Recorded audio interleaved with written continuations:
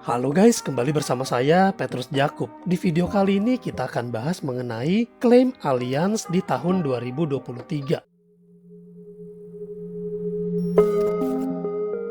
Teman-teman, di sini saya ada data nih. Saya dapat dari sosmednya Allianz. Allianz Life dan Allianz Syariah telah membayarkan klaim dan manfaat di tahun 2023 dengan total 4,8 triliun rupiah. Ini bukan angka yang main-main ya. Angkanya gede banget. Jadi ini orang-orang yang telah mendapatkan manfaat pembayaran klaim atas resiko yang telah terjadi. Di sini kita akan bahas beberapa detailnya. Jadi per periode Januari sampai Desember 2023 untuk kasus asuransi jiwa di sini lebih banyak klaim penyakit kritis nih teman-teman. Ada 3.226 kasus penyakit kritis dan untuk meninggal dunia ada 4.251 kasus. Ternyata kasusnya lebih banyak di meninggal dunia, tapi nominal klaimnya lebih besar di penyakit kritis dan disability di sini ada 91 kasus. Untuk jenis penyakit yang diklaim saat rawat inap dan rawat jalan, di sini 5 penyakit yang paling mendominasi. Pertama, saluran pernafasan atas, infeksi saluran pernafasan atas, lalu diare, disusul dengan infeksi tenggorokan dan nyeri ulu hati atau gangguan lambung, lalu batuk pilek. Jadi mungkin ini masih imbas dari COVID ya. Ada 24 ribuan kasus nih. Jadi teman-teman harap dijadikan acuan dan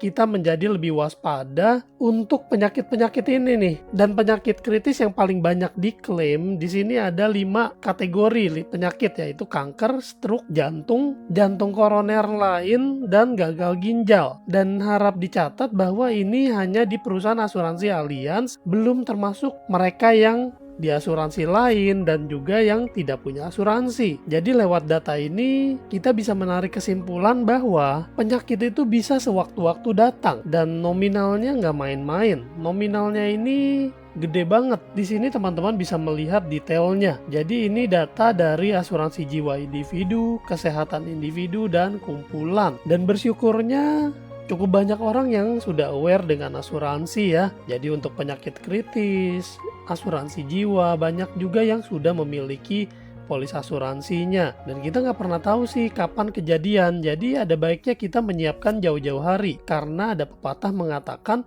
lebih baik berasuransi 10 tahun lebih awal daripada terlambat 5 menit. Apalagi kalau menyangkut penyakit kritis. Ini bisa dibilang satu kali kena aja udah menguras biaya. Dan kita nggak pernah tahu sih kejadiannya kapan dan penyakitnya apa. Tapi yang pasti ini akan berimbas sangat besar pada hidup seseorang jika terdiagnosa salah satu dari penyakit serius. Sekalian di sini saya mau berbagi nih. Ada info di sini pembayaran klaim dari seorang nasabah yang mengajukan klaim ke Allianz. Dia rawat inap di Siloam Kebonjeruk selama 3 hari dari tanggal 18 Januari sampai 20 Januari. 3 hari aja ini harganya 29,2 juta. Wow, kalau kita nggak pakai asuransi, berat banget gak sih teman-teman? Dan kabar baiknya ini teman-teman, kalau rawat jalan sekalipun itu juga di cover sama asuransi. Di sini ada bukti klaim 4 jutaan di tanggal 3 Februari. Jadi sekali lagi di sini saya mau menghimbau buat teman-teman semua, khususnya yang belum memiliki asuransi, boleh ya dipertimbangkan kembali asuransi kesehatan untuk mengcover biaya berobat dan juga asuransi penyakit kritis yang memberikan santunan uang tunai apabila terdiagnosa salah satu dari penyakit kritis. Yang pasti preminya itu lebih murah daripada uang pertanggungan yang diterima. Sebagai gambaran, uang pertanggungan 1 miliar itu kurang lebih mungkin mulai dari premi 300 ribuan ya, tergantung usia. Nah gimana nih teman-teman, setelah melihat data-data berikut ini, gimana pendapat teman-teman semua? Kira-kira perlu gak sih kita berasuransi atau lebih baik kita menanggung sendiri? Teman-teman boleh ya komen di bawah. Silakan dibagikan video ini ke teman-teman lainnya yang membutuhkan. Sampai jumpa di video lain. Saya Petrus Jakub. Tuhan memberkati.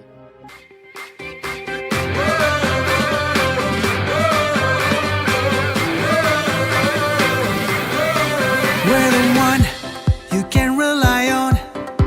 We are trusted for your life and precious ones. We are number